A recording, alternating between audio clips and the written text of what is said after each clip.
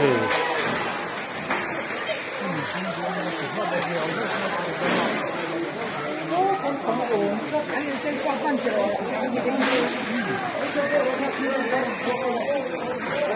var çatkiyen?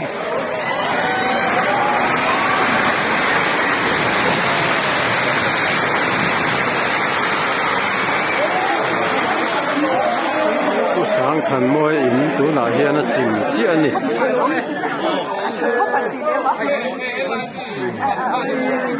hey mình sinh ăn tắm mai vẫn chứ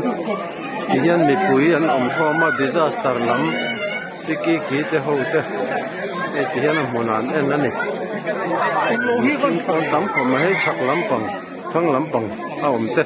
anh nè đi xin nó còn ăn chín có cả